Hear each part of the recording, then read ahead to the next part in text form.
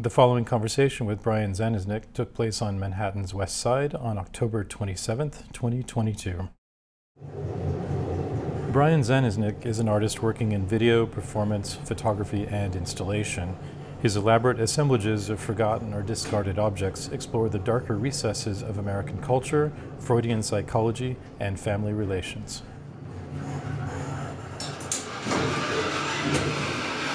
I suppose everyone's suburban childhood in America of a certain time is kind of the same in some ways, but how would you characterize your New Jersey childhood? Incredibly uneventful, but also I think like loaded with so much experience and material that shaped my work later on. I guess the one area that the one aspect that comes to mind was my relationship to my grandmother. I was very close to her, and I would spend a lot of time with her growing up, and the kind of strange thing that kind of developed with my, or strange and amazing way that developed with my grandmother was at a very young age I was interested in film and filmmaking, even at like 11, 12 years old. Mm-hmm. And somehow I had the idea to start dressing her up in my grandfather's uniforms and acting out scenarios from World War II. I don't know if that answers the question. No, it's very strange because it's very conceptual, in some ways, and she was game for this, obviously. I think in total I filmed about 8 hours worth, so it was really kind of an epic project and collaboration. And then at some point we just stopped making them. Maybe I became a teenager and I lost interest a little, and they just went into a closet. When I made them at the time, I wasn't even aware of contemporary art. And then it was really as an adult, when I was in grad school, actually nearby at Hunter College, that I started thinking about these films again. Mm. And when I was at Hunter, I was about 26. So about 13 years had passed since I initially shot them. And what's funny, in those years that passed, I kind of discovered my interest in art, went on to grad school. That whole 13-year gap, I never thought of them as artwork or raw material for artwork. Mm-hmm. They kind of were this strange, forgotten relic of my childhood. Mm-hmm. But what I thought was interesting, and as I got older and I moved to New York City, is a lot of the kind of original artifacts from my grandmother, from my parents' home growing up, all sort of went into these spaces like the basement, the garage, and these collections. Yeah, and it made me really think a lot about like, why are these things being saved that we don't want? And I started approaching them, and the films as well are kind of an extension of this, as kind of like the archive of my family's home, or a archetypal family suburban home. Mm-hmm. And it's sort of this unwanted archive, you know? No, it's interesting is these artifacts of family history, family memory, all of that, but then it expands very quickly to being kind of the whole culture's accumulation of stuff that almost becomes a burden. I thought a lot about the relationship of the objects when I'm packing them together, but also I think what kind of informs a lot of those works is I think of them as this archive without an index, meaning there's really no source list of what's in an installation. And that was really important to me because I was looking at a lot of other artists who were working in a similar vein, someone like, say, Thomas Hirshhorn. And I feel like his work kind of always had that index in a sense that the work was often so political. And I love his work, but I wanted to separate myself from that. So I think a lot of times when I had all these objects, I would maybe pull 100 things from my parents' basement, but then I would make something in my studio, find something on the street of 10th Avenue, purchase something online, and then sort of becomes this archive, but there's no logic or index to it. And then so for me, it became more psychological and more of a psychological space than a political space. The meat of our desires or the kind of hidden memories or something along those lines? I think so. I think I was also always really interested in animism and this idea of like these objects being alive. Right. And that was like has always been a very fruitful thing to explore. But the license of being an artist is I can kind of give these objects a life or believe it through my practice, and it's legitimate. And we were talking about like the psychology of it. I always thought it was interesting that the basement is literally below ground. Right. So it's kind of this literal and metaphorical subconscious. Right. Is this coinciding when you started exploring the Meadowlands, which seems like a fairly dangerous but interesting thing to do? It's funny. I've actually been thinking about the Meadowlands a lot lately. One of the reasons being that I kind of live in, like now being in upstate New York in the Catskills, I think of it almost as the bizarro Meadowlands.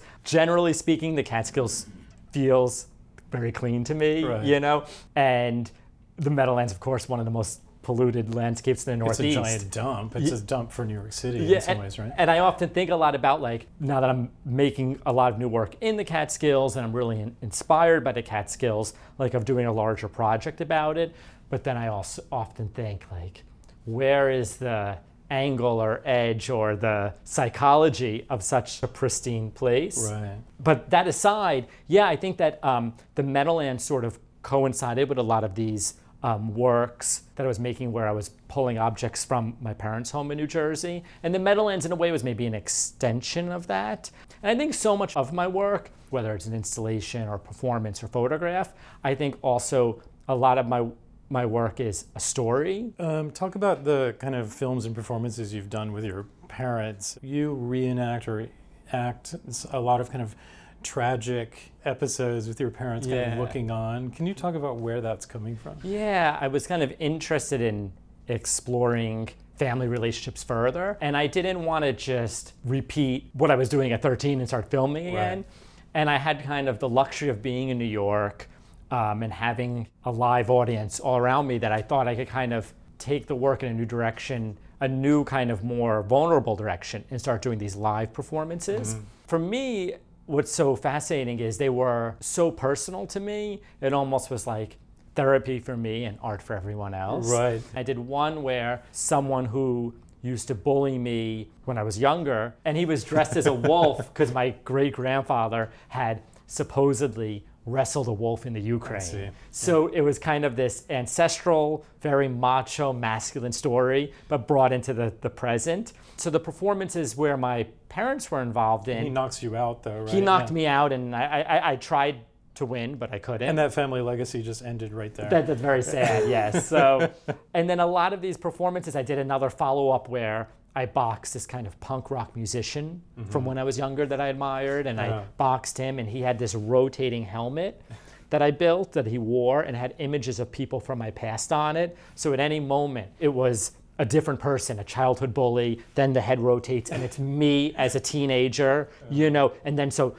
at one moment, the bully's hitting me, then I'm hitting myself. And a lot of these performances, my parents would be involved in, and I think it was just a way to really kind of heighten or explore the psychology of these situations. And I think a lot of them were also a lot about very Freudian concepts of like submission and control, like dominance and submission, and kind of these ideas where I would often be in a very submissive role in a lot of these performances, but I choreograph them, so I'm also the person in control. So we would do a lot of these performances, and my father would follow the script to a T. And my mom would like always break the role. I remember one time she like left the gallery to get a coffee, and people would say like, well, I saw your mother down the street during the performance having a coffee. And I was like, well, that is the performance. So in a way, I love this thing that they become very for her, vulnerable and real and raw. So for you, it's kind of cathartic in a personal way. For the audience, it's kind of this grotesque, burlesque. I kind of just always think with a work like that, I love having these two separate narratives and they get merged together. And this third narrative forms that goes back to what you just said about the audience projecting their own psychology. So was Philip Roth a particularly interesting author to you? I mean, he's one of my favorite authors, especially like Plot Against America. But I mean, I see some maybe similarities growing up in New Jersey, Jewish family, I presume, all of that. Or was it something you just sort of chose randomly to use in this one performance that got you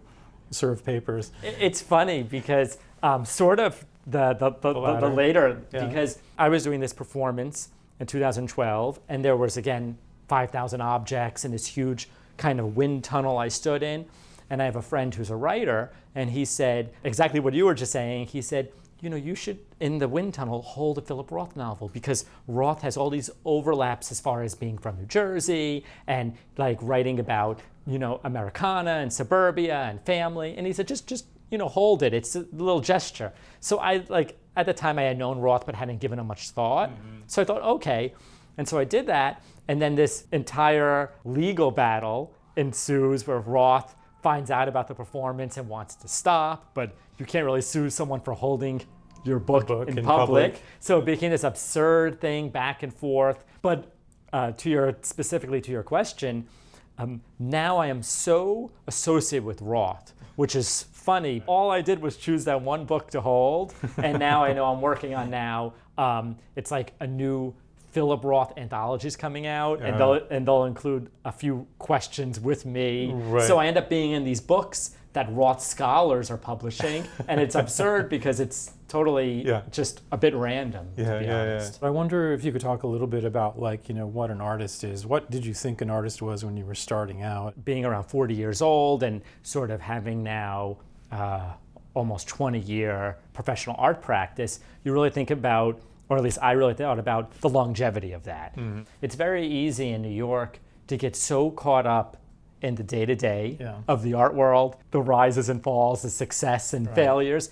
And I don't know if that's really what being an artist is. I would say that being an artist is someone that can just continue their practice, and over especially a long period of time is incredibly commendable, because I think it's very hard to sustain that. It feels like it can be applied in lots of ways that wouldn't even be recognized as creativity I think to some people. Are you changing your idea about how your artist self is applied to the life you're living? I think so. There's sort of this idea, maybe it's giving myself or artists too much generosity, but if you're an artist or if you identify as an artist, and everything you do is an extension of that. So I find myself, now that I'm upstate, going on more hikes than I ever did in my life, and I can say, well, this hike is an extension of my practice in some way. Even if I'm not making work, I'm thinking. So I say that a bit tongue-in-cheek, but I also think there's some truth in that about what actually is our practice. But the reality of it is, lots of artists make works that aren't successes, and if you can remember, most artists are remembered for certain works, not every single thing they ever did, there's maybe something freeing in that. Well, I see you turning toward more kind of larger history questions. For example, working on something like the Syrian monument has a more kind of sober purpose, and also a political charge in the sense that you're actually engaging something immigration history, which is so controversial right now. And I love that idea of it just making something it was in this town, Summit, New Jersey, making something in the public that is not necessarily for an art audience at all, but people have all these relationships to it, and it was in its area right by their train to Manhattan. So every day, thousands of people are seeing it. An installation of Brian Zanusnik's work just closed at the Franconia Sculpture Park in Schaefer, Minnesota. His writing will be included in the upcoming anthology, The Bloomsbury Handbook to Philip Roth. The following conversation with Hannah Whitaker took place on Manhattan's West Side on November 10th, 2022. Hannah Whitaker is an artist whose images subvert expectations of traditional photography. By layering screens over negatives and developing elaborate sets and lighting, she produces seductive tableaux filled with signs and symbols of an imaginary civilization.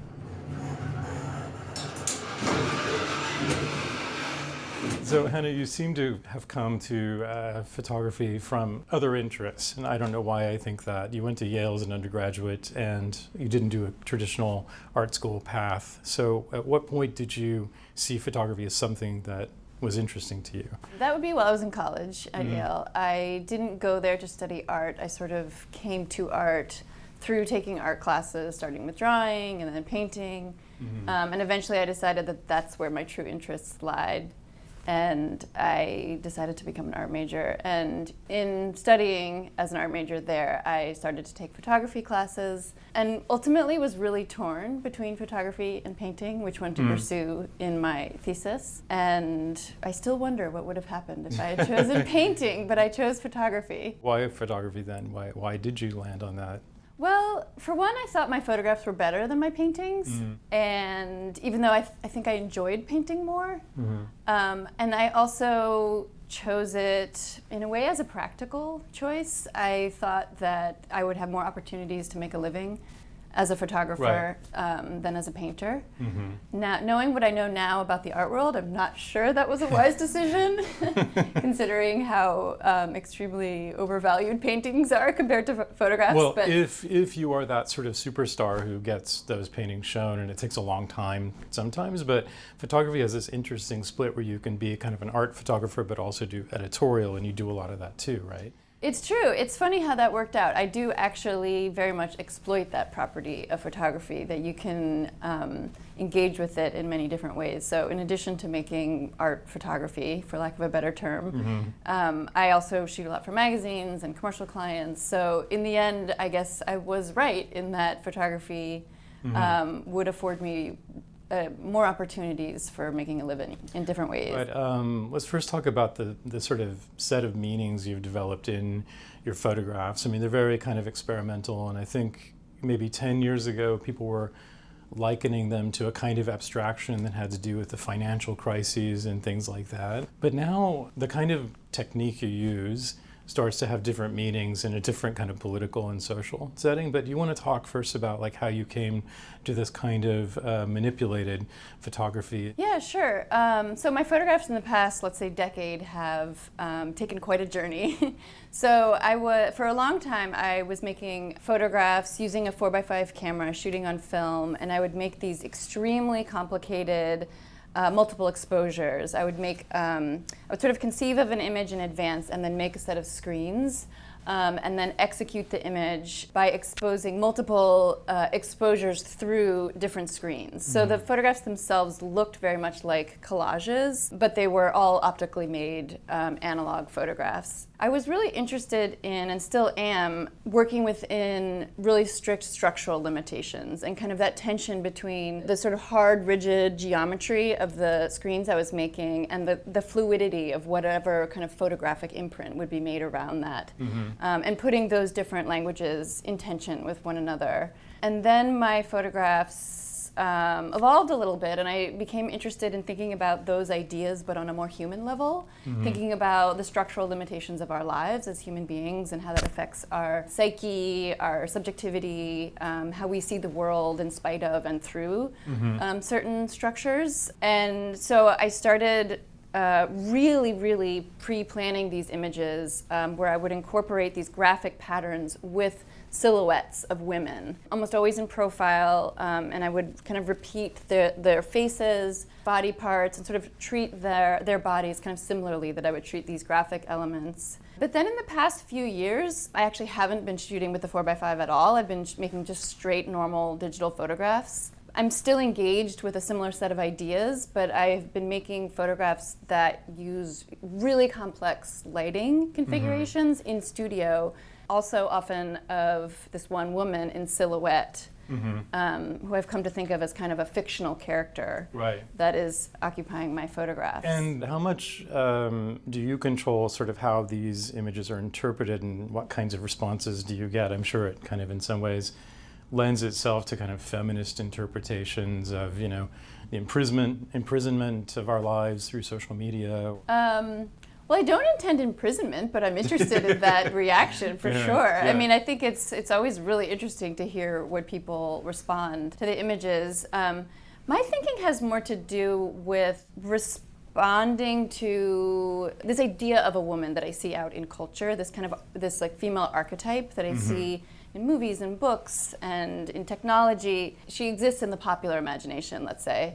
I'm interested in her as a figure and in understanding her through making images of her. And I suppose I do, in a way, attempt to control the narrative around the reception or the response to those images. Well, I mean, that kind of leads to the editorial part that we were talking about earlier, where there's interesting dynamic between art photography and commercial, is that artists become known for a certain set of, you know, visuals or they become known for a certain aesthetic, and then that gets hired to apply to some kind of commercial assignment for illustration, really, for like some kind of magazine. Have you seen your pictures applied to, what kinds of subject matter are they applied to in terms of like a Times Magazine story?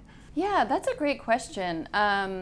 Well, I guess one thing I would say about my life as a commercial and editorial photographer is that I've been doing that for a long time, and I sort of developed that career almost independently of my life as an artist. So that work is often very different. Yeah, so that work is often very different. I mean, when a magazine wants to give me an assignment that does draw from my language as an artist, I absolutely love it. Those are my dream assignments. Have there been instances, though, when your pictures have been sort of applied to stories that feel sort of wildly different than what you sort of normally think about as you're photographing? Well, I certainly get asked to shoot pictures that are really outside of my interests as a photographer. And do you just say no, or do you do them? And well, you know, I make a living this way, Yeah, okay. so I don't always say no. well, but this sounds interesting. So what do you do? It's been a while that I've been working with magazines.